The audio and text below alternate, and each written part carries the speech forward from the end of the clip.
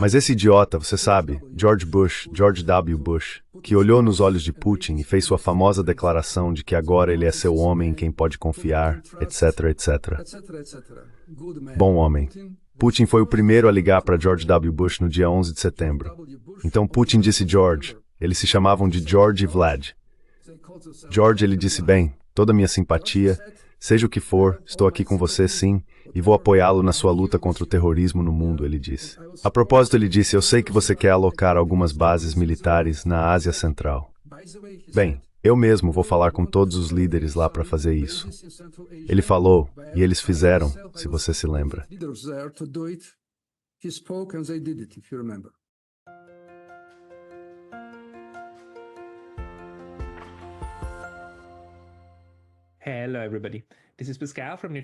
Olá, pessoal. Aqui é o Pascal do Neutrality Studies.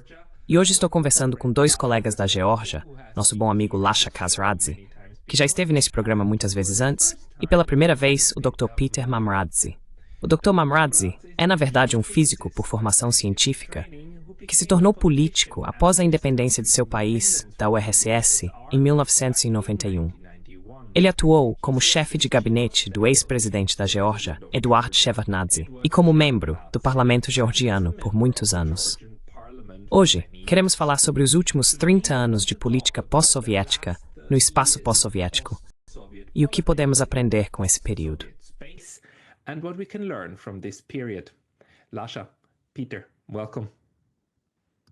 Lasha, Peter, bem-vindos. Obrigado, Pascal. Obrigado. Bem, é fantástico tê-lo aqui, Dr. Mamradze. Eu realmente queria perguntar também sobre sua experiência. Já estivemos juntos em um painel antes, e achei suas perguntas e seus insights bastante valiosos. Como você explicaria a trajetória política da Geórgia e de toda a região do Cáucaso após a dissolução da União Soviética?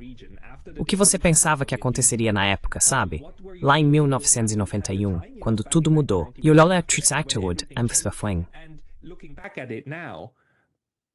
What do you make of it?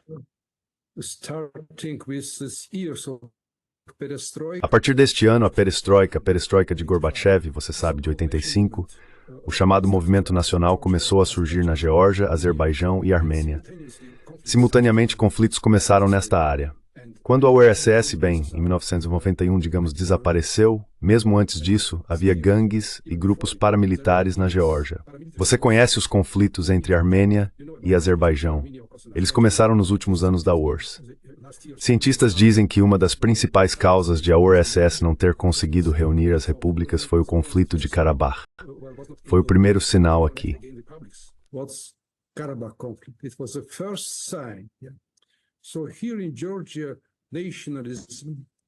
Então, aqui na Geórgia, o nacionalismo estava em ascensão, sabe, de uma forma ruim.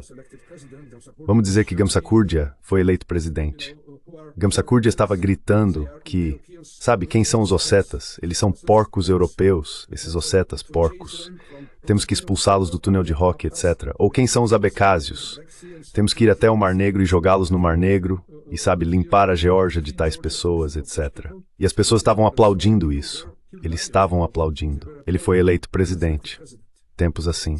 E então ele foi muito em breve, ele foi eleito em 1991, na primavera, mas já em dezembro, uma guerra começou em Tbilisi.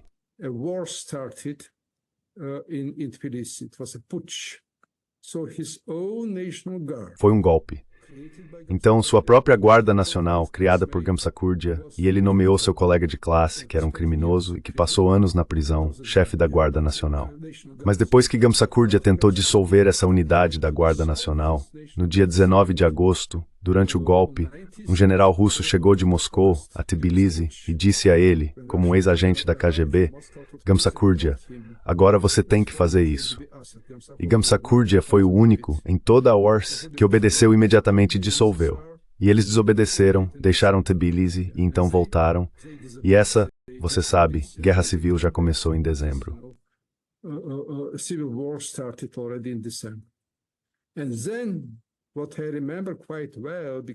E então o que eu me lembro muito bem, porque eu estava em São Petersburgo e voltei fazendo meu doutorado lá, voltei apenas em março de 1992.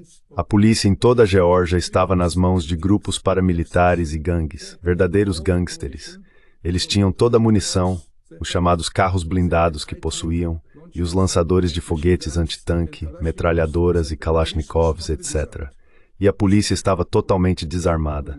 É realmente difícil lembrar desses dias porque eles invadiam famílias, matavam-nas, tiravam tudo delas, sabe? Roubavam e estupravam meninas pequenas, etc. E a polícia, eles estavam absolutamente desarmados e, bem, não tinham força para se opor. E Shevardnadze chegou em 19 de março. Ele foi chamado pelos golpistas, pelo chamado Conselho Militar. E você sabe por quê?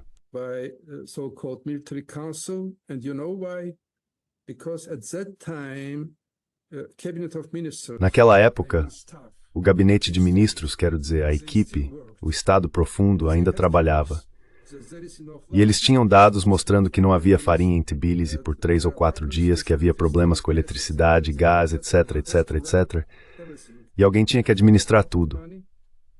E eles estavam sem dinheiro, sem nada, e foram recusados na entrada para a ONU, quero dizer, a Geórgia. Era, digamos, 4 de março. Eles aceitaram a Armênia, aceitaram o Azerbaijão, mas não a Geórgia. Sem parlamento, sem presidente. Ele fugiu em janeiro. Então decidiram trazer Shevardnadze de volta e usá-lo como uma espécie de decoração para os estrangeiros. Assim, Shevardnadze teve que ir aos seus amigos, aos seus amigas e aos europeus, não?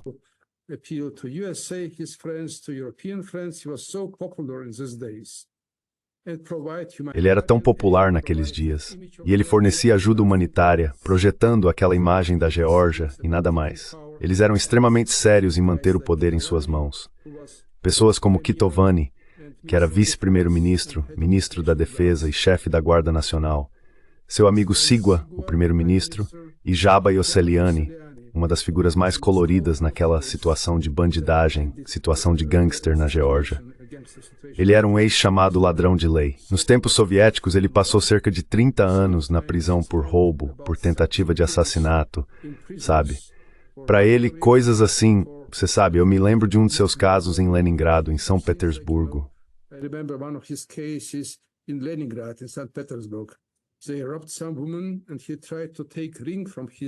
Eles roubaram uma mulher e ele tentou tirar um anel do dedo dela, mas, você sabe, o anel estava muito apertado. Então ele pegou sua grande faca, cortou o dedo dela com o anel e colocou no bolso.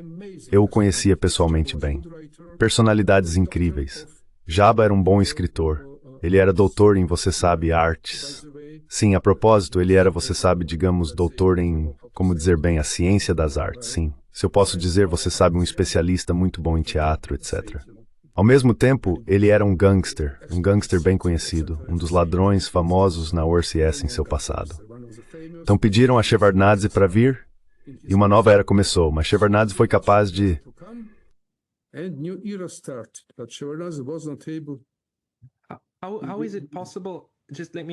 Como é possível, deixe-me perguntar, que esse grupo de pessoas conseguiu obter tanto poder em Tbilisi quando a União Soviética colapsou? Porque a União Soviética, no geral, tinha controle sobre a Geórgia. Quero dizer, esse caos não existia quando você deixou a Geórgia para São Petersburgo, certo?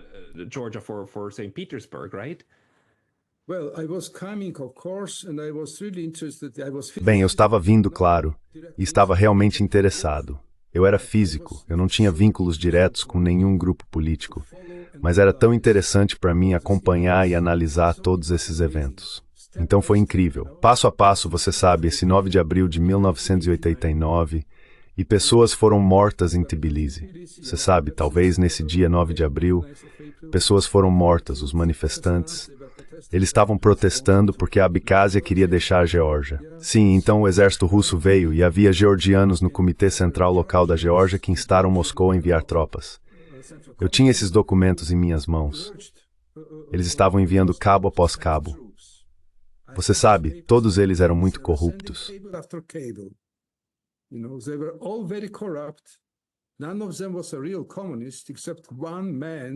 Nenhum deles era um comunista de verdade, exceto um homem que era chefe das tropas de fronteira, um general, e ele era um comunista realmente louco. Ele sonhava com, você sabe, as ideias do grande Stalin e do grande Beria, e ele sempre dizia que Gorbachev e Shevardnadze traíram essas grandes ideias do Partido Comunista realmente.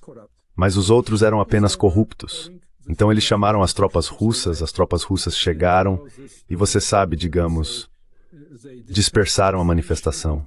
E 21 homens e mulheres foram mortos, a maioria deles mulheres. Sangue foi derramado e no mesmo dia a escalada começou na Geórgia. Quem gritava mais, chamando os russos, você sabe, ocupantes sanguinários, o que fosse, era considerado mais patriótico depois disso.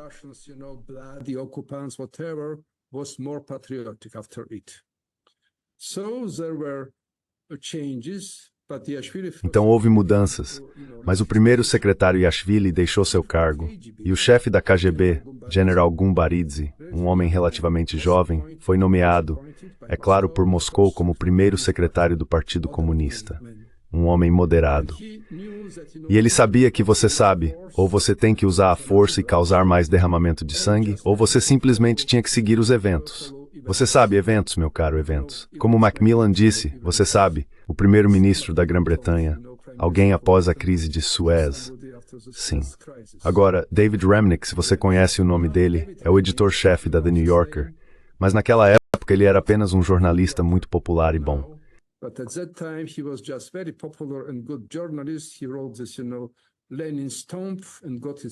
Ele escreveu isso, você sabe, o túmulo de Lenin, e ganhou seu prêmio Pulitzer. Ele chegou na Geórgia logo depois. Bem, foi em outubro de 92. Desculpe, 19 de outubro. Foram as primeiras eleições livres, com muitos partidos na Geórgia.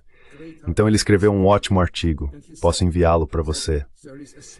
E ele disse que há um cheiro de liberdade em toda a Geórgia, e os partidos políticos são livres e competem. Mas essa é a liberdade da família Corleone lutando contra Tattaglia. Esta é a liberdade política georgiana, ele escreveu. Ele estava absolutamente certo. Ele imediatamente viu que os caras estavam armados, todos eles com algumas armas, a gangue de Gamsakhurdia, a gangue de Gia Shanturia, e todos eles estavam de olho nas armas, você sabe.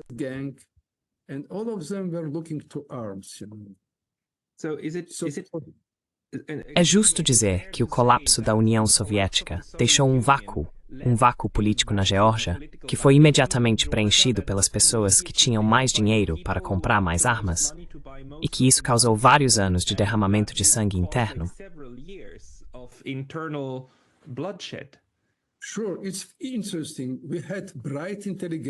Claro, é interessante. Tivemos uma brilhante inteligência na Geórgia, escritores, cineastas de renome mundial, por exemplo, aqueles que não ganharam prêmios no exterior, etc. Tivemos alguns cientistas, mas todos foram silenciados porque era uma seleção negativa. Foi uma escalada do nacionalismo, e quem gritava mais alto que agora temos que limpar a Geórgia de todos os abecásios, azeris, armênios, quem quer que fosse, especialmente os ossetas, era mais aplaudido. Quem dizia que toda essa inteligência, eles são agentes da KGB, todos eles são comunistas, abaixo os comunistas, você sabe. Então esse era o espírito geral na Geórgia.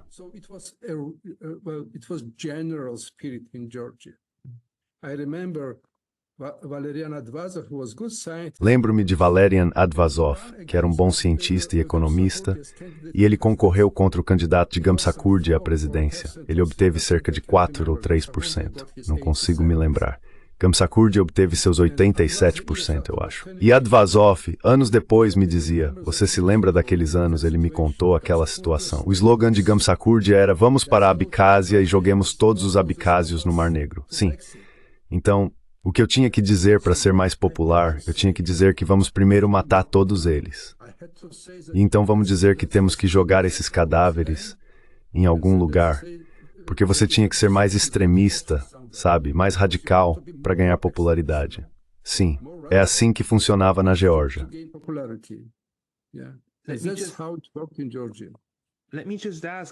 Deixe-me perguntar também, Lasha. Isso faz parte da história da Geórgia? Esse nacionalismo muito tóxico, dirigido contra minorias? Isso ainda é lembrado hoje? Que foi isso que aconteceu? Absolutamente não.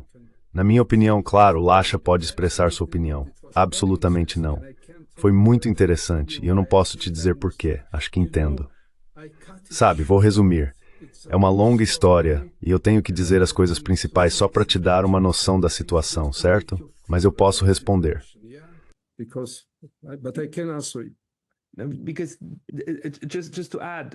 Porque só para acrescentar, tudo isso faz parte do processo que levou à resolução de que os pacificadores russos seriam estacionados na Abkhazia e na Ossétia para manter a paz, certo?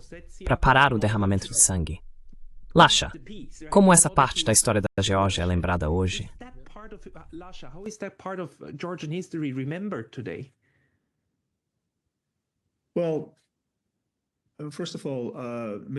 Bem, antes de tudo, o Sr. Mamradze tem tanta experiência e relatos em primeira mão de todas essas convulsões no período imediato após o colapso da União Soviética e todo o caos que ele estava descrevendo na Geórgia. Eu gostaria de responder a isso com uma pergunta, na verdade, porque também estou interessado. Você acabou de mencionar, sabe, o que todos nós sabemos. Sou velho o suficiente para lembrar, sabe, desse nacionalismo Gamsakhurdia. A Geórgia é para os georgianos. Sabe, todos nós lembramos disso. Eu gostaria de pensar que foi apenas uma aberração na história georgiana, em vez de uma tradição de nacionalismo em termos de etnonacionalismo. Eu gostaria de pensar nisso como uma aberração, como algum tipo de momento, talvez um momento feio.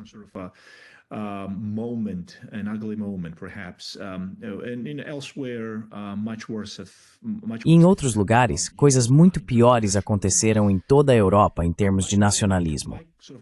Mas meu tipo de comentário e pergunta é, até que ponto isso contribuiu? A Rússia contribuiu para isso? E no início dos anos 90, qual foi a reação de Washington? Principalmente quando a União Soviética colapsou, todos estavam em pânico, principalmente por causa do arsenal de armas nucleares. Então eles queriam, de certa forma, controlar a Rússia. Mas o que você acha que politicamente contribuiu para isso, em termos de qual era a disposição política de Washington? Então Bush Sr., por exemplo, e outros no Ocidente, mas particularmente em Washington.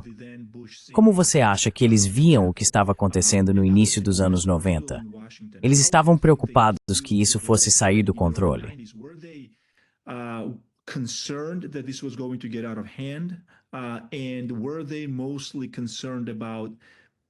E eles estavam principalmente preocupados em reprimir isso.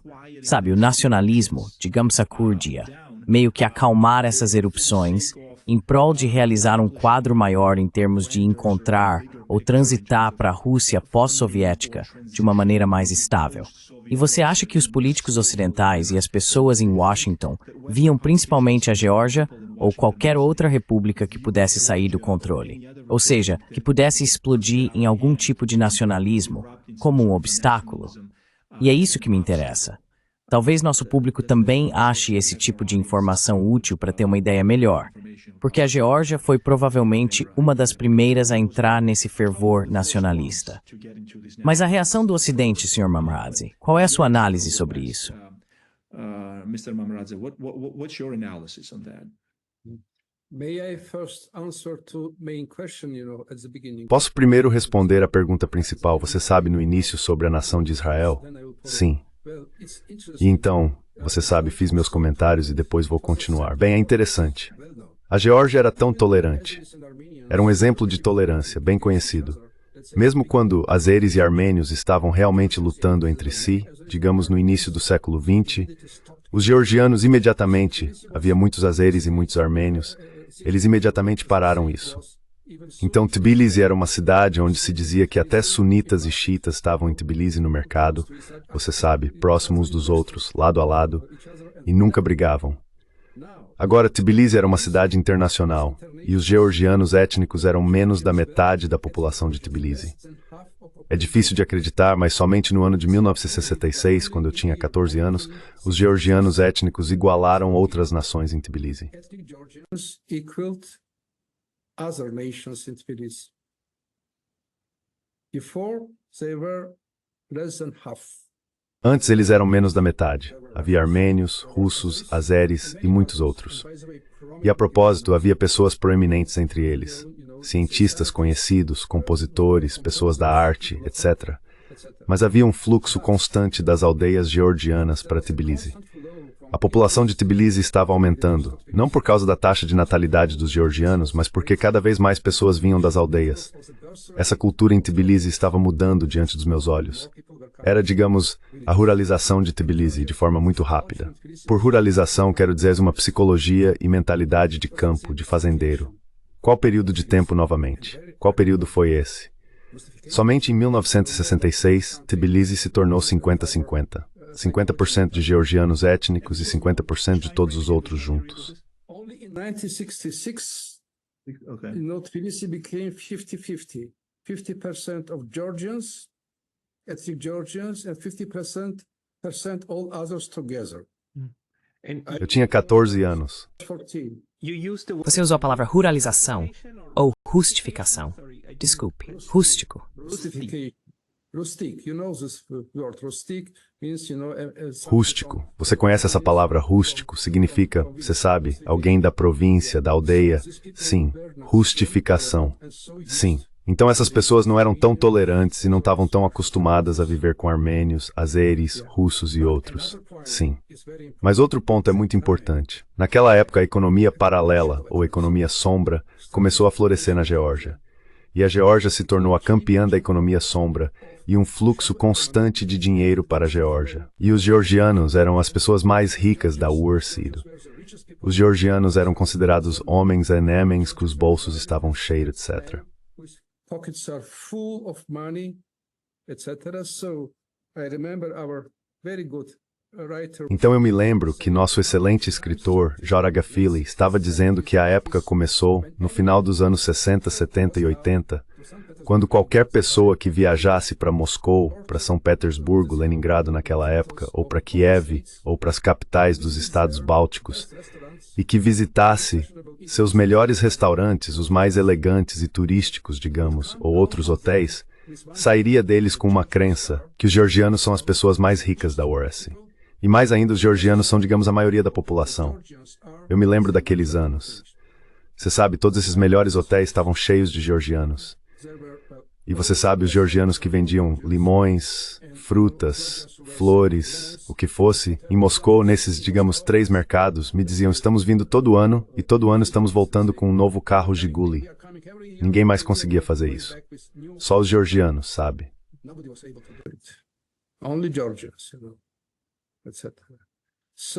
Então o tipo estereotipado de cidadão soviético, sim, soviético georgiano. Sim. Então começou com quem são os russos? Eles são bêbados e vagabundos. Tipo, você sabe, vagabundos em inglês, eles são especiais, como mendigos ou algo assim, certo? Algo assim. Quem são os outros? Então nós somos quem realmente é bom, é georgiano.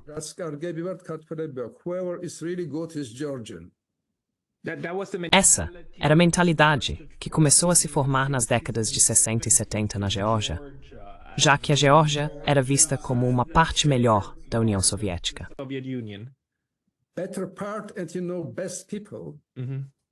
A melhor parte, você sabe, as melhores pessoas. Digamos que o time de futebol da Geórgia conquistou, você sabe, a Copa da Europa em 81. E Shevardnadze, como primeiro secretário, estava por trás disso porque fez um trabalho incrível financiando, você sabe, esportes, etc, etc. Outra prova de que somos os melhores, etc. Eu me lembro desses sentimentos. E agora começaram a dizer, veja, agora estamos absolutamente nas mãos da Rússia, Moscou, e estamos indo tão bem. Carros, casas particulares, você não acreditaria, de acordo com metros quadrados de apartamentos particulares. A Geórgia estava, você sabe, indo melhor do que você sabe qualquer outra república na URSS. Esses números estão documentados e, você sabe, publicados. Uma das razões era que 6% da terra ainda estava nas mãos dos camponeses. Era cerca de 2% em média, mas na Geórgia permaneceu como 6%. But in Georgia, it remained like 6%. And the 6% of land was giving Georgia. E esses 6% de terra foram dados aos camponeses georgianos, como você sabe, 75% de toda a colheita, porque essa terra do kolkhoz era apenas terra improdutiva, sabe? E esses produtos, limões, flores, o que for, eram muito procurados em Moscou, em outras cidades, sabe? Então era assim, sabe? Agora você conhece os preços soviéticos. Uma passagem para Moscou e de volta custava na época cerca de 20 rublos. Um limão custava 6 rublos. 3 limões. Você ia e voltava para Moscou. Sim, sim. Era a idade de ouro para esses georgianos, que eram relativamente mal educados e de cultura relativamente baixa. Mas o dinheiro começou a fluir por toda parte. Eu estava dando aulas particulares de física e matemática, ganhando cerca de, digamos, 6 vezes mais por mês do que meu salário oficial como trabalhador científico. 6 vezes, sim.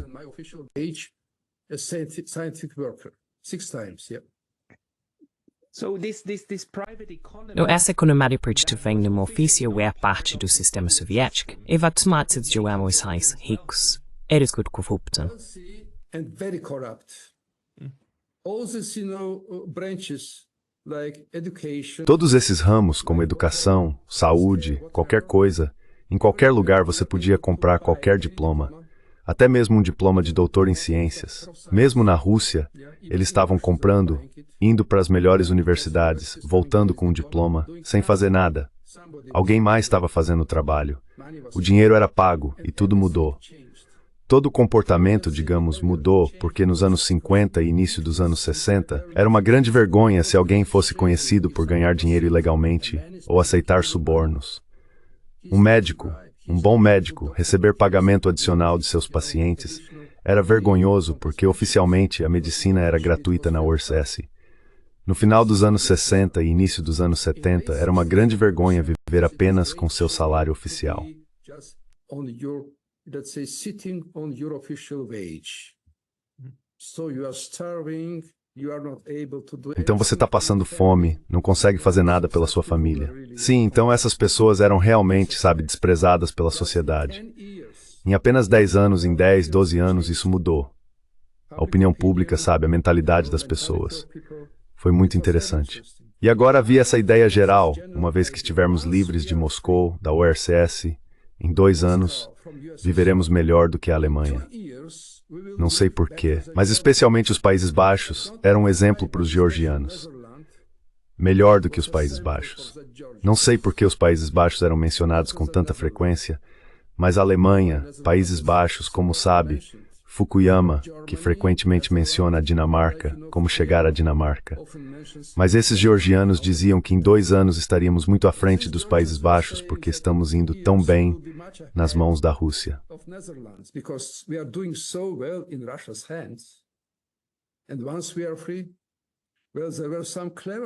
E uma vez que estamos livres, bem, havia alguns georgianos espertos ganhando muito dinheiro, entre eles um dos chefes de alguma instituição biológica que me dizia: esses georgianos estúpidos, nossos compatriotas, eles não conseguem entender que a URSS e a Rússia são uma enorme colônia para nós agora. E uma vez que perdemos essa colônia, esse grande mercado de mão de obra barata, ele dizia um grande mercado de qualquer mercadoria. Quero dizer, para comprar, digamos, para construir casas, seja o que for. As pessoas pagavam preços fixos, que eram muito baratos, e davam subornos aos burocratas da Rússia, porque eram os burocratas que decidiam isso. Então a Geórgia encontrou esse processo de dissolução da URSS com um pensamento positivo incrível, tão distante da realidade que muito em breve o paraíso começa.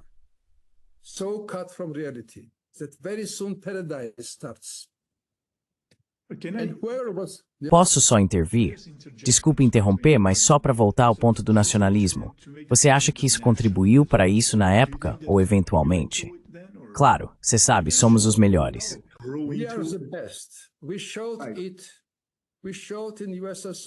Mostramos isso na URSS. Somos as pessoas mais capazes. Estamos tão prontos por capitalismo e uma economia livre. E eles são apenas obstáculos, essas regras russas, regras soviéticas, você sabe. E nós somos, você sabe, forçados a ficar nas sombras, etc. Sim, e uma vez que formos livres, bem, a Holanda, ok, mas em 2 anos faremos isso, você sabe, etc. Durou por muito tempo. Quando Shevardnadze chegou, as pessoas diziam: meu amigo é físico. Eu estava trabalhando em alguns institutos de elite na Geórgia, observatório astrofísico, etc. E então havia, bem, nosso diretor era presidente da Academia de Ciências da Geórgia, então havia caras de famílias muito boas, etc. Então, fumando cigarros, tomando café, eles diziam: agora Shevardnadze está de volta e ele vai introduzir o marco alemão como moeda na Geórgia. as currency in Georgia, and with all our goods. E com todos os nossos bens, as pessoas diziam que a água mineral Borjomi, talvez Lasha conheça pela história, a água mineral Borjomi é mais do que suficiente para fazer melhor do que o Kuwait. Bem, mas e o nosso vinho, que é o melhor do mundo? Vinho, bem, ok, Borjomi é suficiente para viver como no Kuwait, sem fazer nada. Havia fábulas sobre o Kuwait, que todos têm sua parte, etc. Borjomi é mais do que suficiente. Mas também há, você sabe, o incrível vinho georgiano, e assim por diante. Manganês georgiano da melhor qualidade, etc. Então estamos lá, sim. E esse espírito que você sabe, claro. Bem, o problema é que tantas outras nações se reuniram, você sabe, elas estão, você sabe, aqui. Então estava pronto para o nacionalismo.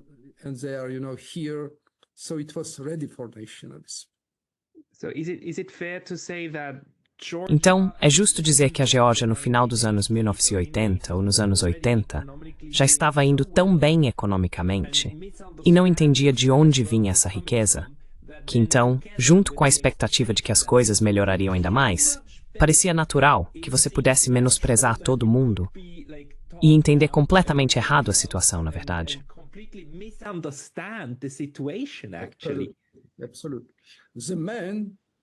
Absolutamente. O homem, ele era um homem inteligente. Claro, ele também estava ganhando dinheiro, etc. Mas ele era um homem muito legal. Eu não quero dizer o nome dele. E ele conhecia algumas pessoas em Moscou, etc.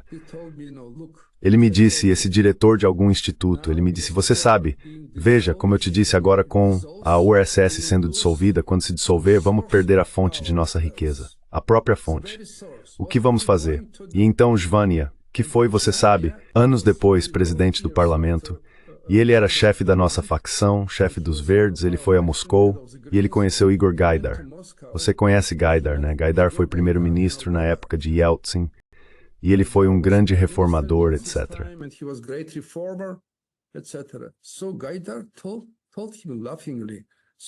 Então Gaidar disse a ele rindo, Zurab no nosso instituto. Aliás, esse instituto foi criado por um georgiano proeminente, Gishiani, que era genro de Kozygin e membro do Clube de Roma, um homem muito especial. E ele disse, você sabe, examinamos todas as repúblicas, e todas as repúblicas têm algo para produzir e sobreviver. E aqui está a Geórgia, que estava indo incrivelmente bem, lucrando com outras repúblicas, principalmente da Rússia, como parasitas. Estou correto em inglês? Parasita, sim, talvez um parasita, sim, gosto disso. Uma vez Cortortis Corferi disse a Zurab, você vai sobreviver. How are you going to survive at all? Isso é o que aconteceu? Quero dizer, uma vez que esse vínculo foi dissolvido, é daí que vem essa motivação que a Geórgia diz, temos que fazer parte da Europa, temos que ter outro mercado? Essa é a origem?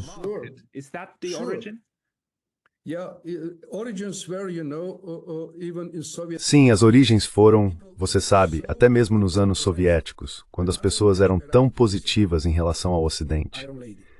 Quando Margaret Thatcher chegou a Tbilisi, a Dama de Ferro, todos esses líderes, quando vinham a Moscou, geralmente pediam para passar pelo menos um dia em Tbilisi. Tbilisi era popular. Então, quando Thatcher chegou a Tbilisi, a cidade inteira foi para as ruas. Thatcher estava conosco. Margaret ficou realmente chocada com essa hospitalidade e as multidões gritando Margaret, Margaret, Margaret. Então era como, você sabe, digamos bem, como um ideal para a Geórgia, o Ocidente, os chamados estados Firba. Você sabe, a Turquia não era nada. Sim, um estado gigante vizinho, mas turco, você sabe, eles são pobres, não são bem educados, mas nós, georgianos, etc, etc.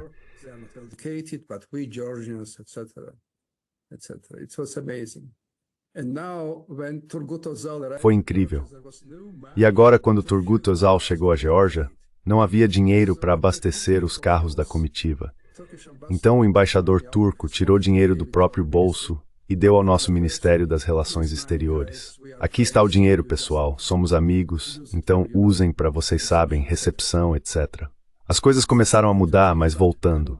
Então o terreno para o nacionalismo estava crescendo, começando na segunda metade dos anos 60. E depois, nos anos 70 e 80, estava crescendo, como você sabe, algumas flores estão crescendo, etc.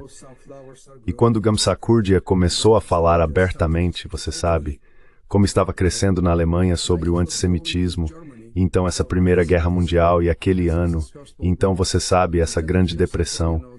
E quando Hitler começou a dizer que, bem, eles são culpados e é isso.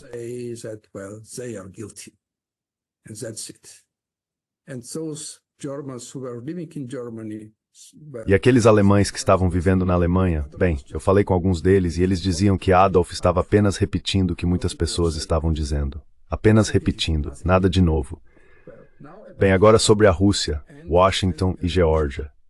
Bem, os russos estavam apenas observando. Havia caos e anarquia na Rússia também, se você se lembra. Então eles estavam usando o serviço secreto e uma grande parte desses líderes nacionalistas, começando com Gamsakurdya, estavam ligados à KGB. Eu tive esse documento anos depois em minhas mãos.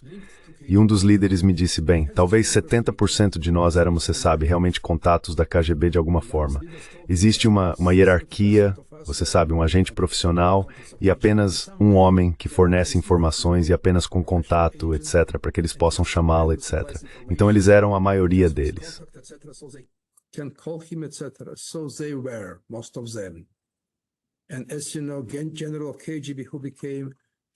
E como você sabe, o general da KGB que se tornou ministro da segurança da Geórgia porque os russos insistiram e pressionaram Shevardnadze a fazê-lo, estava nos dizendo confidencialmente: bem, vocês sabem, pessoal, aqueles que são os patriotas mais radicais na Geórgia, aqueles que estão gritando coisas terríveis contra a Rússia, todos eles são meus caras. Ele dizia isso rindo. E quando ele fugiu, entre outros, eu tive que ler esses documentos e como eles escreviam relatórios para os georgianos. São patriotas muito, muito, muito grandes da Geórgia. Parte deles ainda está lá. Então os russos eram, você sabe, mais neutros do que ativos, mas apenas mantendo, você sabe, essas alavancas. E claro, alguns deles estavam pensando no futuro. E é um fato que havia forças especiais de segurança muito envolvidas na situação na Abcásia e na Ossétia do Sul. Isso é verdade. Eu falei com eles.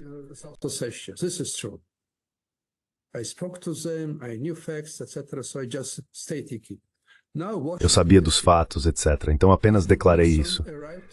Agora, Washington, D.C. O presidente Nixon chegou à Geórgia em abril, ou talvez já fosse maio de 1990. Claro, ele era um ex-presidente, mas ainda assim, você sabe, eles são presidentes. E ele se encontrou com o presidente Gamsakurdya, e as atas da conversa foram publicadas. E Gamsakurdya está dizendo, veja, você sabe, agora declaramos nossa independência. Foi, você sabe, 1 ano e meio antes. Bem, quase 2 anos antes da dissolução da URSS. Abril de 1990, quando foi formalmente declarada. Mas ainda assim, estávamos recebendo dinheiro da URSS, recebendo, você sabe, gás ou o que quer que fosse da Rússia ou do Turcomenistão, outras repúblicas. Então essa rede estava funcionando, mas formalmente a declaramos. So this net was working, but formally we declared it. And he said, now USSR is also going to dissolve. E ele disse, agora a URSS também vai se dissolver, disse Gamsakurdya. É loucura. Mas o mal está na Rússia. Ele estava certo, na verdade, de certa forma. Então a Rússia, com todo esse poder nuclear, etc., continuará a ser um mal para as ex-repúblicas, para todo o Ocidente. Essas atas são publicadas, como eu te disse. Então vocês, americanos, têm que entender isso e têm que trabalhar duro para dissolver a Rússia em pedaços em todas as regiões. Caso contrário, a Rússia reunirá suas forças um dia, as mobilizará e, você sabe, invadirá.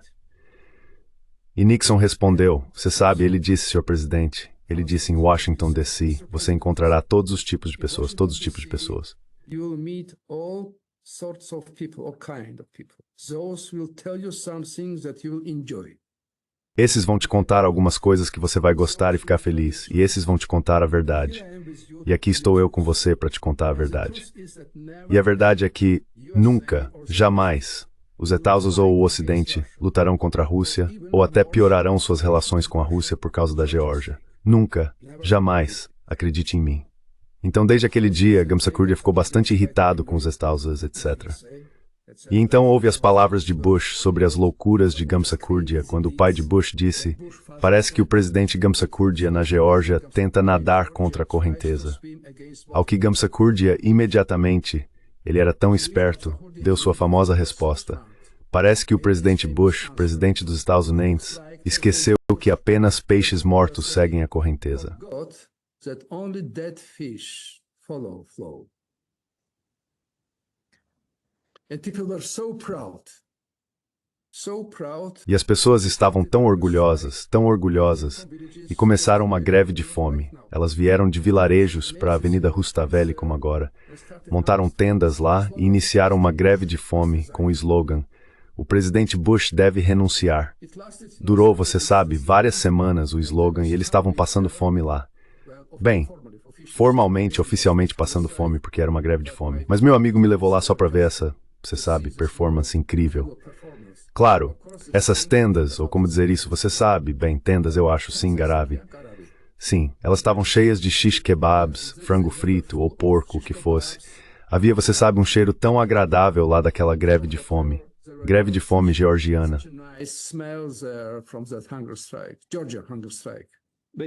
Mas esta foi uma greve de fome dos georgianos com a política externa dos Itana dos Estados Unidos na época. Por causa disso, você sabe, esse cara terrível, o pai do Bush, ousou insultar nosso ídolo.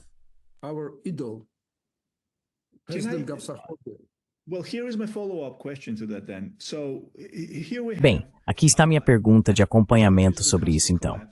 Então aqui temos a Geórgia à beira do colapso. Temos um ex-presidente dos Estados Unidos, que sempre achei ser um homem muito inteligente e astuto, Nixon. Exatamente. Apesar de todos os seus erros, acho que ele era especialmente hábil no campo das relações internacionais. E então, você tem Bush Sr. avisando direta ou implicitamente, explicitamente, para basicamente desacelerar com o nacionalismo. E ainda assim, obviamente, sabemos o que aconteceu. O resto é história. Por que você acha que eles não ouviram? Foi puro, apenas bobo nacionalismo? Foi uma combinação de algum serviço secreto, você sabe, elementos da antiga KGB influenciando isso? Claro, claro. O que foi? Foi uma resistência pura, meio que orgânica, a ideia de se tornar independentes na Geórgia? Ou foi uma combinação de algum tipo de envolvimento político vindo do Kremlin também? O Kremlin estava envolvido. Exercínio incessar. Kremlin was involved. Gamsahurdia made angry speeches. Sim, Gamsahurdia fez discursos raivosos sobre os Estados Unidos, dizendo que os Estados, tipo, você sabe como Trump agora enfia o nariz, sabe, e faz, sabe, golpes de Estado em todo lugar, e há, sabe, apenas algumas pessoas em Wall Street que são governantes do mundo, etc. Então ele realmente acreditava nisso, sabe? Eu conheço muito bem o filho dele, Constantin. Eu te digo que é confidencial, ele me dizia isso. Você sabe, a política mundial é a política, sabe? Sabe, alguns 5 ou 6 caras ricos nos Estados Unidos. Agora está mais próximo da realidade. Vimos o grupo do Vale do Silício, Elon Musk, Peter Thiel e outros, sabe? Mas naquela época.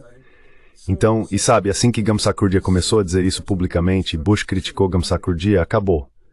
Porque multidões gritavam os viados todos os dias. Multidões enormes.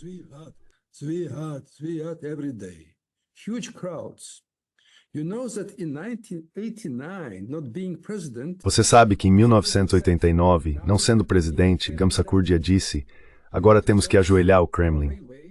Temos que fechar nossa ferrovia em Santredia e bloquear o Kremlin. E o Kremlin vai se ajoelhar. Então não havia como fazer as pessoas entenderem que Santredia está no coração da Geórgia. E se você bloquear a ferrovia de Santredia, isso prejudica muito a Geórgia. Também prejudica a Armênia e, em parte, o Azerbaijão.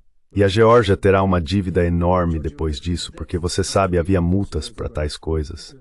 E o Kremlin não vai se ajoelhar. Quem quer que dissesse isso, você está louco? Napoleão passou dias no Kremlin e dormiu na cama do imperador Alexandre, o Grande. Mas o Kremlin nunca se ajoelhou. Depois disso, Napoleão teve que fugir e o imperador Alexandre entrou em Paris em um cavalo branco.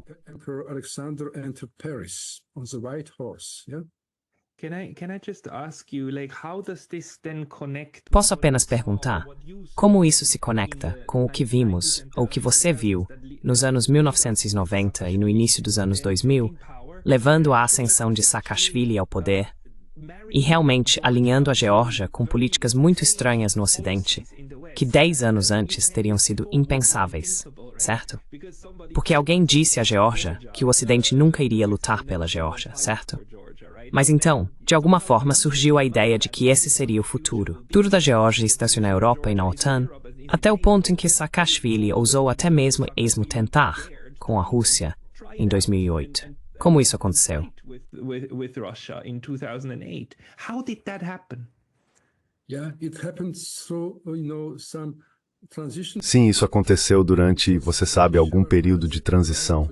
Porque quando Shevardnadze chegou na Geórgia, após aquele golpe e lutas nas ruas, já não havia, você sabe, pão nem suprimentos. E as pessoas estavam realmente em desastre, sim, já. Março de 92. Então agora, como eu te disse, havia rumores de que Bush era amigo de Shevardnadze. Genscher é amigo próximo de Shevardnadze, seja quem for. Agora Shevardnadze introduz o marco alemão na Geórgia. Agora, novamente, você sabe, em uma situação ruim de fato. Mas agora, bem, talvez em 2, 3 anos, ok, estaremos melhores na Geórgia, porque todo o potencial ainda está lá. Mas Shevardnadze pode fazer isso. De fato, imediatamente James Baker chegou na Geórgia, expressando seu total apoio a Shevardnadze. Expressed his full support to Shevardnadze. Embassies started to open in Georgia first. Quando as embaixadas começaram a abrir na Geórgia pela primeira vez durante a era de Gamsakórdia, estávamos isolados do Ocidente. Nenhuma embaixada foi aberta durante o tempo de Gamsakórdia. Então os americanos abriram uma.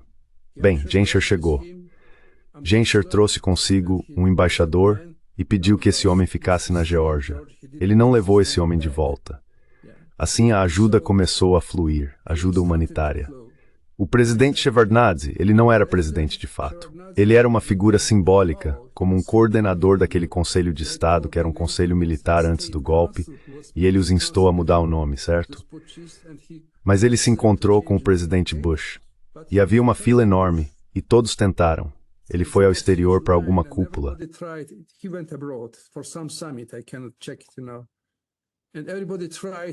Não posso verificar agora.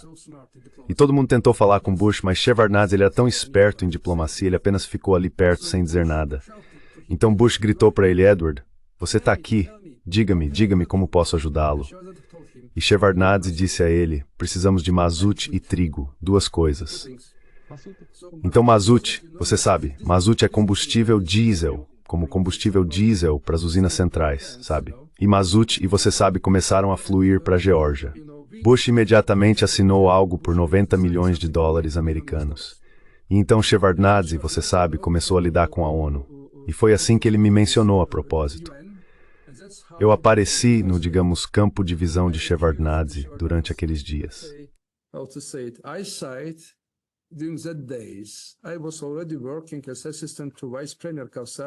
Eu já estava trabalhando como assistente do vice-premier Kavsadze para relações interétnicas e direitos humanos.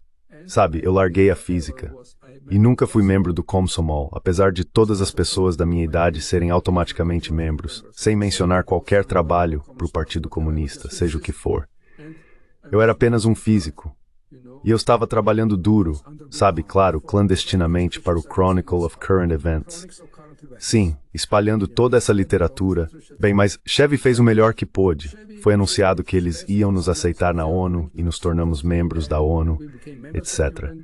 Então, no mesmo ano, 1992, acho que foi no verão, nos tornamos membros do Conselho da OTAN, o chamado Conselho. Sim. Então, agora essa ideia de que estamos desfrutando da ajuda do Ocidente porque a Rússia não foi capaz de fornecer qualquer ajuda. Mas Shevardnadze sempre dizia que apenas relações normais, boas e amigáveis com a Rússia poderiam ser uma garantia da integridade territorial e segurança da Geórgia. Posso pular e te contar como em 95, antes das eleições, você sabe, Shevardnadze como presidente. Antes de ser presidente, ele era presidente do parlamento. E nós, o parlamento, o elegemos chefe de, você sabe, chefe de Estado. E antes disso, ele se encontrou com Chernomyrdin e assinou um acordo para manter as bases militares da Rússia por 25 anos. Poucas pessoas se lembram disso agora. Ele assinou, e fomos a única república que fez isso voluntariamente, 25 anos, para as bases russas permanecerem na Geórgia. Russian bases to stay in Georgia. And then he made his historical speech on TV. E então ele fez seu discurso histórico na TV. Ele disse, ontem, ou sei lá, eu assinei. Tomamos essa decisão, eu assinei que as bases militares russas permanecerão na Geórgia por pelo menos 25 anos. Então surge a pergunta, por quê? Não há uma única nação soberana no mundo que esteja feliz em ter bases militares de qualquer estado estrangeiro em seu solo, certo? Ele disse. E isso é verdade. E então alguém pode dizer, olhe para nossos vizinhos, Turquia, membro da OTAN. Temos relações perfeitas com a Turquia. Olhe para a Armênia e o Azerbaijão. Perfeição e até irmandade nos conectam a ambos os estados. E ele estava certo, ele era tão próximo de Aliyev, Demirkan e outros, sabe?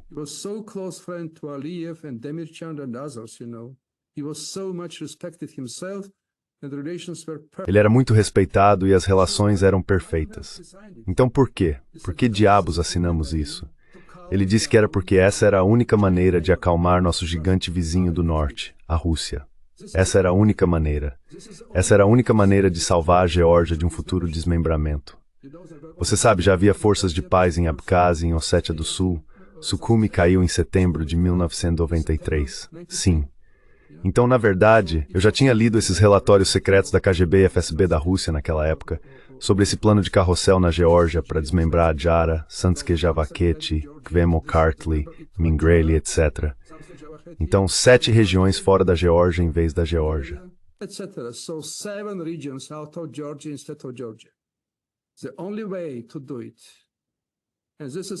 A única maneira de fazer isso.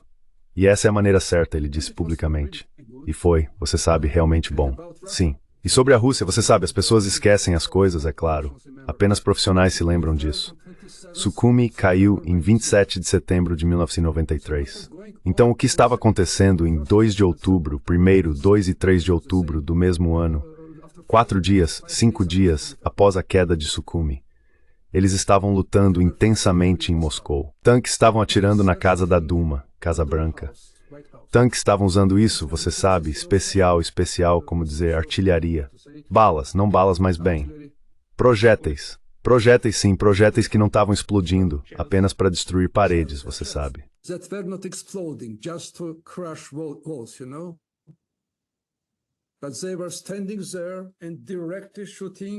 Mas eles estavam lá e atirando diretamente na Casa Branca, onde, você sabe, esse Hasbulatov e Rutskoy e alguns generais russos estavam sentados e lutando. E eles perderam a maioria das pessoas em Moscou, especialmente na torre de TV Ostankino, lutando por ela. Algumas pessoas que morreram em Sukhumi durante aquela batalha em 27 de setembro. Mais perdas foram em Moscou, você sabe. E a Free Press estava publicando que as mesmas unidades de cossacos e chechenos que tomaram Sukhumi estavam agora lutando em Moscou, defendendo a Casa Branca. Havia um déficit de combatentes, você sabe, então eles foram trazidos de avião de Sukhumi para Moscou para lutar contra o regime de Yeltsin.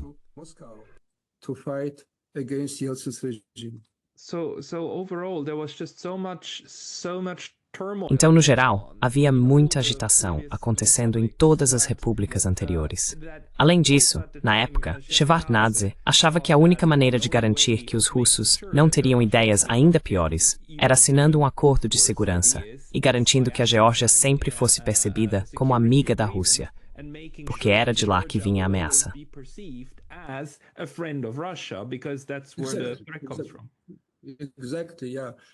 Exatamente sim.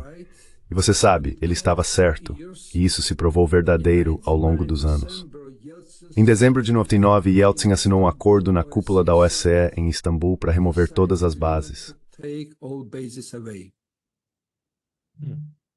Yeltsin concordou.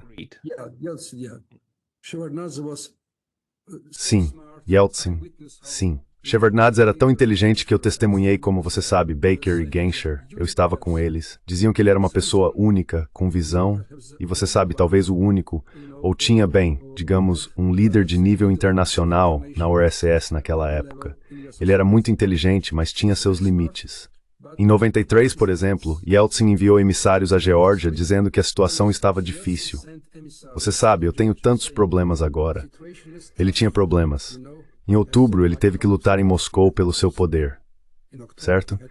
Então ele disse que se Eduardo Ambrosius Shevardnadze apenas mencionasse publicamente que estava pronto para se juntar à SEI. Você conhece a SEI? Comunidade dos Estados Independentes, SNG, na Rússia. Commonwealth of Independent State, SNG in Russia. Perhaps it helps me to calm down the generals. Talvez isso me ajude a acalmar os generais que querem, você sabe, tomar a Geórgia.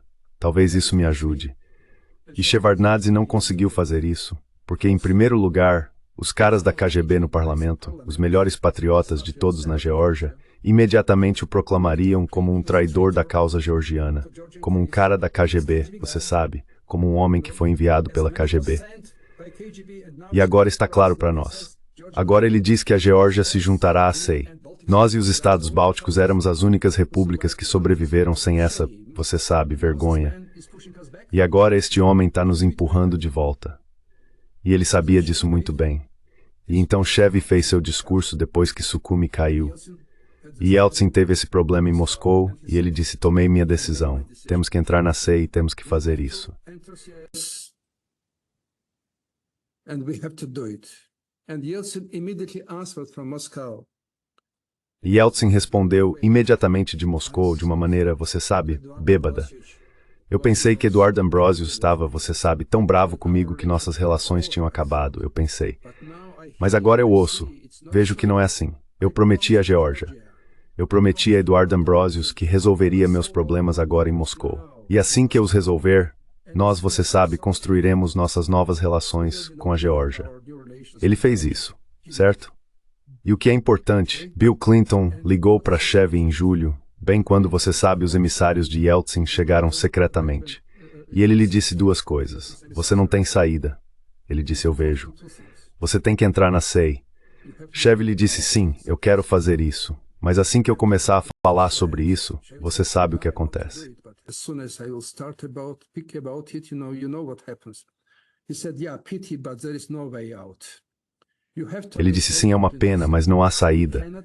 Você tem que entender, Bill Clinton disse, não podemos ajudar uma república, uma ex-república soviética que está em más relações com a Rússia. Os russos nunca confiarão em uma república que não seja membro da SEI. A SEI é apenas uma formalidade. Ele estava certo. Nenhum dano à soberania, acredite em mim. Éramos membros da SEI e o quê? Era apenas, você sabe, um fórum para dizer a Yeltsin nossas, você sabe, preocupações sobre integridade territorial, seja o que for. Nada mais. Sim. Então vejo que você tem que fazer isso de qualquer maneira. E uma vez que você fizer isso, nossas mãos estarão livres para ajudá-lo mais, ele disse. Exatamente. Em 1994, fomos para... Exactly. In 94, we went to... Só brevemente aqui, bem rápido antes que eu esqueça. Então você acha que atribui isso? Quero dizer, pode soar muito paradoxal hoje, para a geração mais jovem, talvez. Aqui está o presidente americano pressionando Shevardnadze a se juntar à SEI. Então você pode ver que isso nos mostra como o pragmatismo ainda estava em ação. Quero dizer, em Washington, eles não queriam dores de cabeça enquanto o caos se desenrolava em Moscou. Eles não queriam dores de cabeça nas ex-repúblicas, na Geórgia, por exemplo, neste caso. E eles queriam que Moscou se sentisse o mais confortável possível. E então, o que quer que viesse depois, viria. Mas geopoliticamente, acho que eles só queriam ter algum tipo de estabilidade na periferia de Moscou, enquanto a Rússia ou a União Soviética estava se desintegrando e a guerra civil estava, você sabe, avançando para o próximo nível em Moscou. Etc. não quer conflito simplesmente, e já necessitam de tudo soviéticos. Haveria uma razão.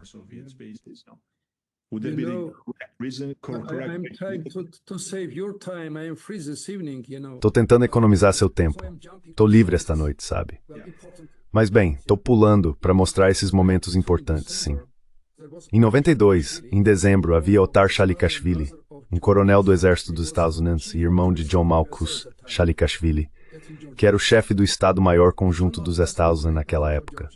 Isso é na Geórgia, certo? E John Malchus, sendo um grande patriota da Geórgia, que tantas vezes veio nos ajudar a construir nosso exército e que era um homem inteligente, fez seu discurso para nós, membros do parlamento, não em uma sessão pública, mas ele falou para aquela oposição louca, bem, nacionalista e patriota, cerca de metade dos quais eram caras da KGB. Sim. E ele nos disse o seguinte: lembrem-se, nesse estágio vocês estão sozinhos, vocês estão mortos com a Rússia. Nada pode ajudá-los. Nós, os Estados Unidos, não podemos ajudá-los.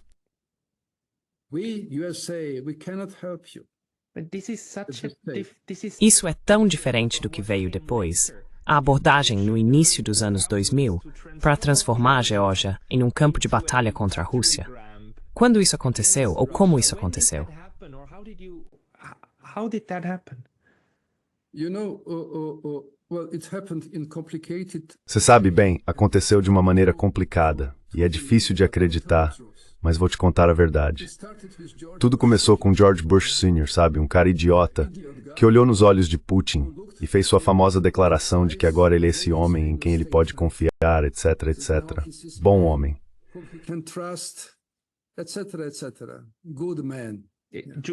George Bush Jr.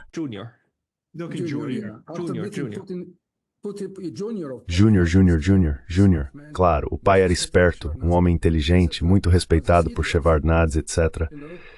Mas esse idiota, você sabe George W. Bush, que olhou nos olhos de Putin e disse isso, após o que vazou informação do Kremlin de que Putin disse, bem, eu também olhei nos olhos dele, meus amigos, e vi que esse cara é um completo idiota, que não consegue entender nada sobre outras pessoas. Sim, então George Bush se tornou um grande amigo de Putin. Ele até, você sabe, pintou um retrato de seu amigo Putin, sabe? E deu a ele como presente. Você pode ver esse retrato de Putin pintado por George Bush, certo? E eles eram muito bons amigos. E um coronel, agora já, você sabe, coronel, Putin foi o primeiro a ligar para George W. Bush no dia 11 de setembro. George W. Bush on 11th of September. And the man who was present at this conversation. E o homem que estava presente nessa conversa me falou sobre os detalhes. Então Putin disse George, eles chamavam de George e Vlad. George, ele disse, bem, toda a minha simpatia, seja como for, estou aqui com você, sim, e vou apoiá-lo na sua luta contra o terrorismo no mundo, ele disse. A propósito, ele disse, eu sei que você quer alocar algumas bases militares na Ásia Central. Bem, eu mesmo vou falar com todos os líderes lá para fazer isso. Ele falou, e eles fizeram, se você se lembra, Quirguistão, etc. E ele disse, mas você sabe, acho que você entende, sabe, eu tenho que realizar algumas operações antiterroristas eu mesmo, antes de tudo na Geórgia, na nossa vizinhança.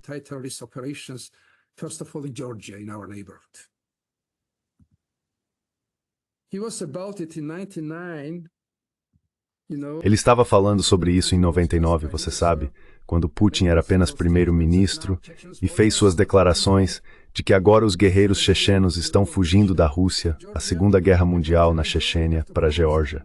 E o que podemos fazer? Temos que segui-los. Se eles forem para a Geórgia, iremos para a Geórgia e lutaremos contra eles lá.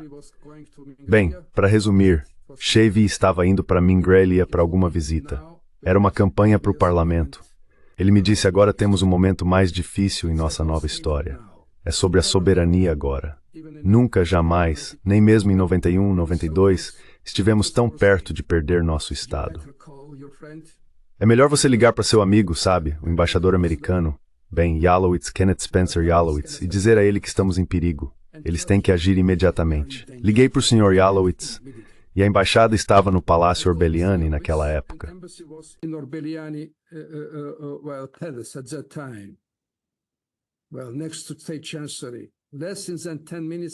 Bem, ao lado da chancelaria do Estado, menos de 10 minutos depois, Yalowitz estava no meu escritório. E eu disse a ele palavra por palavra. Eu disse a ele, Chevy partiu. Eu estou aqui, estamos em tal perigo. Eu me lembro de Yalowitz correndo do meu escritório para o elevador, e meu protocolo, e eu correndo atrás dele, porque protocolo é protocolo. Sim. E ele pulou no elevador e o Sr. Strobe Talbot, que estava a caminho em sua aeronave de Istambul para Washington, muito parecido com Primakov, virou sua aeronave e voltou para Tbilisi. E Chevy chegou à noite, encontramos Strobe Talbot. E Strobe Talbot é um homem legal, um homem inteligente, e ele voou para Moscou. E Strobe Talbot escreve em seu livro, no livro de Ron Asmus, naquela introdução, naquele dia conseguimos parar uma invasão. Sr. Mamradze, você pode repetir em qual dia, qual mês de 2001 ou 2002 Foi quando você temia uma invasão da Rússia?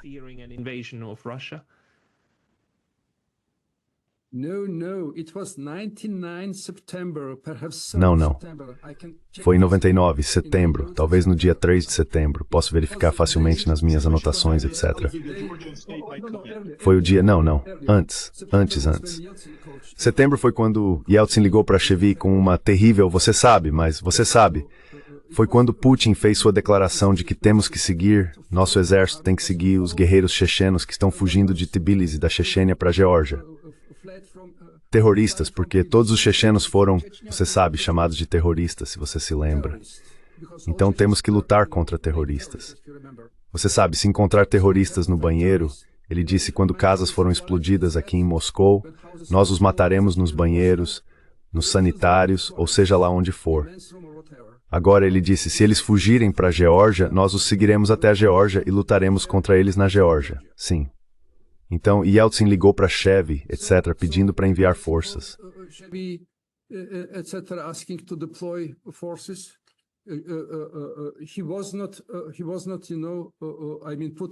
Ele não era, sabe, quero dizer, Putin não era presidente naquela época, claro. Sim. Então estou pulando, na verdade, porque você mencionou 2001. Sim, estou pulando, sabe, foi em 99. Volto quando Putin fez sua declaração. Sim, certo. E fomos salvos porque os americanos estavam envolvidos. E Strobe Talbot descreve isso, dizendo que prestamos todo o devido respeito à Rússia, uma superpotência. Usamos o nosso melhor, Madeleine Albright, eu mesmo, etc., para acalmar a situação. Clinton falou pessoalmente com Putin. Foi o primeiro encontro de Putin com Clinton naquela época, sabe? E Clinton disse de Copenhague, oh não, respeitamos as fronteiras da Geórgia, respeitamos a soberania da Geórgia. Não entraríamos, sabe, na Geórgia por qualquer motivo. Então a situação se acalmou.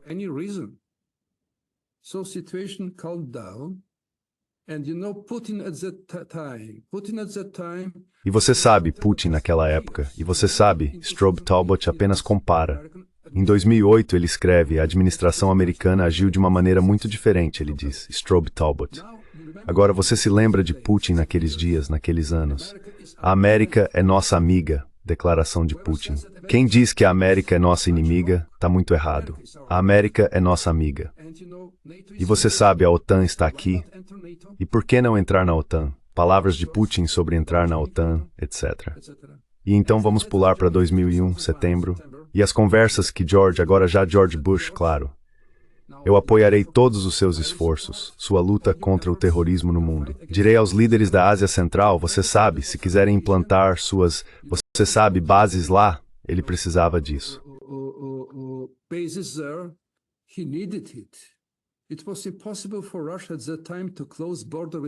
Era impossível para a Rússia, naquela época, fechar a fronteira com o Tajiquistão. Todas aquelas drogas, armas, etc., fluindo de um lado para o outro.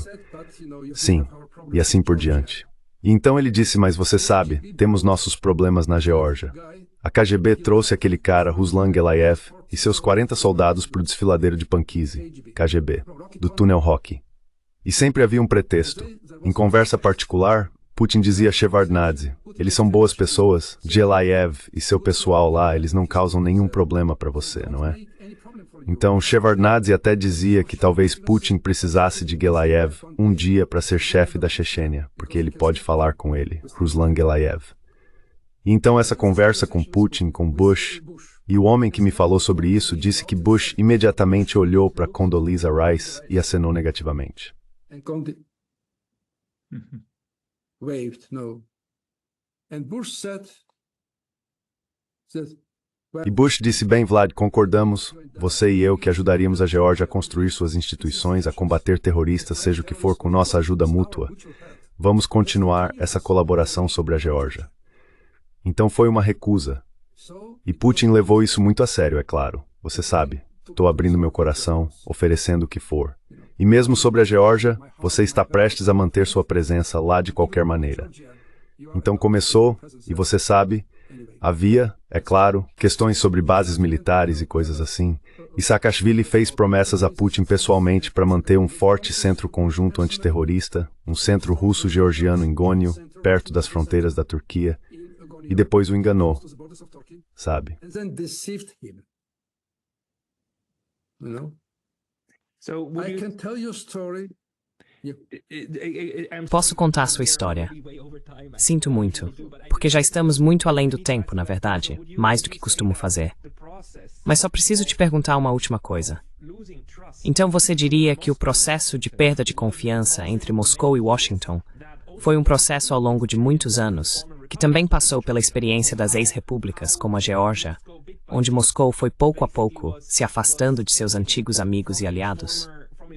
Quero dizer, todas essas repúblicas estavam trabalhando juntas, e então não as perdendo, mas perdendo a conexão com elas pouco a pouco. E isso foi influenciado por políticas americanas, não necessariamente por políticas individuais, certo? E pequenas decisões individuais que esse processo aconteceu. individual little decisions that this process happened. Yeah. In 2004, Saakashvili Em 2004, Saakashvili entrou em Adjara. Aslan Abashidze foi levado por Lushkov, o prefeito de Moscou, que voou com sua aeronave pessoal, não por Igor Ivanov, mas por Lushkov. Foi, digamos, um presente de Putin. Putin emitiu ordens rigorosas para a base militar russa, que estava, na verdade, sob o comando de Aslan Abashidze, para não se intrometerem. Apesar de Abashidze estar tão próximo deles, pagando-os, etc., eles obedeceram. E o embaixador russo, com quem cresci num quintal em Tbilisi, Shikishvili, que então vivia na Rússia e voltou como embaixador da Geórgia, me disse, não, agora vai ficar calmo. E então Saakashvili enganou Putin de uma maneira incrível. Ele iniciou um ataque humanitário na região de Tskhinvali, apesar do acordo oral mútuo que foi feito em Moscou, quando se encontraram no início de 2004. Moscow when they met in 2004, early 2004, you know. And then he started to use force. E então ele começou a usar a força. 2004, E no dia 9 de agosto de 2004, o 58º Exército Russo estava vindo a toda velocidade para a Geórgia através do túnel de Roki. E eu estava gritando todos os dias. Eu era chefe de gabinete de Zvania naquela época. Eu disse, é um desastre. E os americanos estavam gritando para Saakashvili, pare com isso. E somente no dia 19 de agosto, quando tudo estava perdido, e as TVs russas estavam nos mostrando todas essas linhas de tanques se aproximando do túnel de Roki pelo lado russo, etc., para Tskhinvali, Saakashvili fez sua famosa declaração de que celebramos nossa vitória, nossos pontos estratégicos, 4 anos antes de agosto de 2008. Nossos pontos estratégicos estão agora nas mãos do nosso exército, mas agora eles querem incendiar toda a Geórgia, eles, sem mencionar a Rússia. Então toda a Geórgia perecerá. they, not mentioning Russia. So entire Georgia will perish. As president, I am against it. I issued order. Como presidente, sou contra isso. Emiti uma ordem para retirar todas as nossas, você sabe, forças heróicas da região. E novamente, com a ajuda dos americanos, o exército russo parou e foi embora. Mas foi, você sabe, tão difícil. Tão difícil. Em 2006, em janeiro, o embaixador da Rússia, Shikishvili, me ligou tarde da noite dizendo, você está começando uma guerra com a Rússia? Eu disse, que como? Ele disse, nosso chefe de gabinete, você sabe, ordenou estar em prontidão em 20 minutos. O que está acontecendo? Em Gônia, havia um lugar especial para onde enormes navios da marinha russa vinham e levavam tanques e artilharia da Geórgia. Todas as bases foram embora, mas havia um pequeno lugar e ainda havia muita artilharia e tanques. Então eles estavam vindo e mantendo, você sabe, pessoal lá para fazer isso. A TV estava mostrando isso. And keeping, staff there to do it. TV was showing it. And now Kruashvili, Minister of Defense of Georgia. E agora Khrushchev, o ministro da Defesa da Geórgia, que já estava competindo com Saakashvili por popularidade, ordenou que seus homens, com rifles automáticos, entrassem naquele lugar e expulsassem todos os russos de lá. E Saakashvili me disse, não consigo entrar em contato com Misha Saakashvili, então por favor, haja agora. Então liguei para o primeiro-ministro Nogaideli, meu velho amigo. Sim, eu disse a ele, e ele disse ok. Ele entrou em contato com Saakashvili e isso foi interrompido. Mas você consegue entender como os russos e os militares russos se sentiram sobre todas essas coisas acontecendo o tempo todo lá? All the times there. E então Putin falou com Bush e disse a ele, George, se esse cliente seu atacar Abkhazia ou Ossétia do Sul, eu o destruirei. E George disse, está publicado. Vlad, acredite em mim, estou fazendo o meu melhor para acalmá-lo. Believe me, I try my best to calm him down. I never ever encourage him, Vlad. Eu nunca, jamais o encorajei, Vlad. I know you are doing E Putin disse, eu acredito. the point. Eu sei que você está fazendo isso. Mas o ponto negativo, George, é que esse cliente seu, ele está te ligando com tanta frequência em particular, e você sempre atende o telefone dele. E para esse psicopata, isso é mais do que suficiente para sentir que está protegido por você, e ele faria qualquer coisa. E essa era a verdade, tenho que admitir. Putin, gangster, criminoso, assassino. Como eu disse a amigos americanos de alto nível, e eles não ficaram felizes em ouvir isso, você sabe, anos atrás. Mas ele falou a verdade. E então houve um erro terrível. Se eu tiver 5 minutos, vou te contar algo que é importante. Ok, 2008, Bucareste. Cúpula em Bucareste. 2008, Bucharest. summit in Bucharest. Putin arrived and made his speech there. Putin chegou e fez seu discurso lá, dizendo que nunca, jamais permitiremos que esse bloco não amigável, você sabe, seja lá o que for, a OTAN se aproxime de nossas fronteiras. Nunca, jamais. You know, William Burns writing to Você sabe, William Burns escrevendo para Condoleezza Rice em seu relatório, "Niet significa nit." Essa é uma frase famosa. before it. Antes disso, Jaap de Hoop Scheffer, homem velho e não tão saudável, mas claro, secretário-geral da OTAN, chegou aos Estados Unidos. E Asimov descreve isso. Eu sabia, não pelo livro de Asimov, mas você sabe, Asimov descreve isso em detalhes. Ele foi bem recebido por Condoleezza Rice e Robert Gates com uma grande declaração. E ele era secretário de defesa naquela época, certo? E ele foi recebido à noite. É importante. And he was received in the evening. It's important. Dined with them, and they told him, well, Jantou com eles. E eles disseram a ele, bem, acabou. Agora está tão calmo. O quê? Agora o presidente Bush concordou em não levantar essa questão do MAP para a Ucrânia e a Geórgia em Bucareste. Concordamos com isso. Você sabe, estamos tão felizes com isso, etc. Então Jaap de Hoop Scheffer, de muito bom humor, entrou no dia seguinte, de manhã, à noite de manhã, no escritório do presidente Bush. E George Bush disse, sabe, eu estava, pensando por mim mesmo durante essa noite, tarde da noite. E tomei minha decisão. Esse jovem Saakashvili e a Geórgia, sabe, eles merecem receber o MAP. Então tomei minha decisão de fazer o meu melhor e lutar para que o MAP seja dado à Geórgia. Você consegue entender isso, sabe? Can you understand it, you know?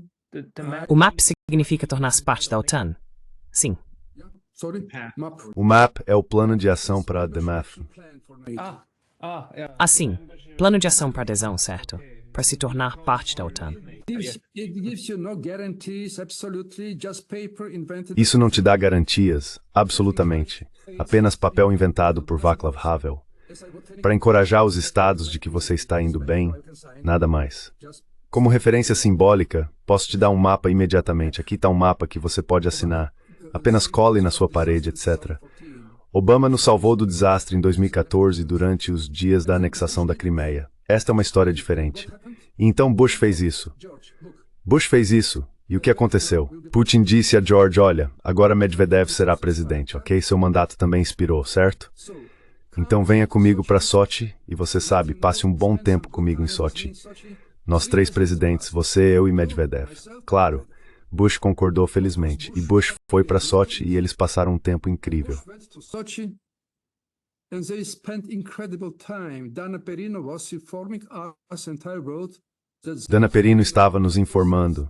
E eu escrevi que eles estão lá, você sabe, se divertindo e até dançando o Kazachok, você sabe, a dança Kazachok. Eles estão se abraçando e dançavam ao redor da fogueira todas as noites depois de, você sabe, beber vodka e uísque. Sim, e eles tiveram uma boa conversa lá, relações tão próximas, tão boas. E Putin merece, você sabe, total confiança. E então Putin disse, em minutos, durante a conversa antes do Kazachok, ou depois, eu não sei. Ele disse, Bush George, novamente, se esse cliente seu atacar a Abkhazia ou a Ossétia do Sul, como eu te disse, eu vou esmagá-lo, eu vou simplesmente destruí-lo. E Bush não disse nada. Então Ron Asmus, em seu livro diz De Volta a Washington, D.C., dias depois, um assessor de Dick Cheney leu isso e começou seu alarme, dizendo que nenhuma resposta significa sim. started his alarm saying, no answer means yes. and they made this mythical joint staffs, Bush and Cheney. E eles tiveram essa reunião dos Estados-Maiores conjuntos, Bush e Cheney, e a equipe de Bush disse, oh não, o presidente já fixou sua posição sobre a Geórgia tantas vezes, não havia necessidade de repeti-la novamente. E é isso. E você sabe o que aconteceu. Condoleezza Rice chegou no dia 10 de julho, realizando uma coletiva de imprensa com Saakashvili, dizendo, Senhor Presidente, todos acreditamos que a entrada da Geórgia na OTAN é a melhor maneira, o melhor instrumento para a Geórgia restaurar sua integridade territorial. E ela está dizendo, Senhor Presidente, por favor, lembre-se, todos os georgianos se lembram, nós, os Estados Unidos, sempre lutamos para defender nossos parceiros. E Lavrov disse no mesmo dia após se encontrar com Barabs, é muito errado o que foi dito agora em Tbilisi. Muito em breve eles entenderão que é apenas contraproducente. E foi contraproducente. Bem, mais do que isso, posso enviar a você o maravilhoso artigo de Paul Sanders, Nossa Parte da Culpa, sobre isso. Share of guilt about it. I would very much like to read it. Eu gostaria muito de ler isso. Sinto muito. Meu laptop vai desligar em alguns minutos por causa da bateria. Sinto muito por isso. Dr. Mamaradze, precisamos conversar novamente outro dia, porque essa história é grande e precisa de mais tempo, especialmente após aqueles dias fatídicos de 2008. Mas gostaria de agradecer muito, muito mesmo, por compartilhar essas informações conosco. I would like to thank you very much for sharing this information with us. E sabe, eu sempre pensei em escrever um livro sobre tudo isso. Digamos que eu tenha meu livro em georgiano e também em russo sobre a guerra de 2008. Sim, mas um dia. Então se eu... Bem, qualquer pessoa que puder me ajudar com esse livro, eu ficarei muito, muito grato. Talvez trabalhemos nisso, com certeza. É por isso que queríamos você no programa, por causa do seu relato em primeira mão e do conhecimento detalhado do que estava acontecendo. Sim. Estou conectado novamente com minha energia. Mas eu encorajo você a fazer isso. Como escrever tudo isso em primeira mão? É uma questão de tempo. Sabe, eu consigo encontrar umas 2 horas assim. Mas estou tão ocupado agora com palestras e fazendo meu leitor em georgiano. Não há livros georgianos sobre globalização e nacionalismo. Além disso, é preciso ganhar dinheiro agora na Geórgia para sobreviver. Sou chefe deste conselho da Enciclopédia na Geórgia, a Enciclopédia Georgiana de Física e Matemática, etc. Então, muito trabalho.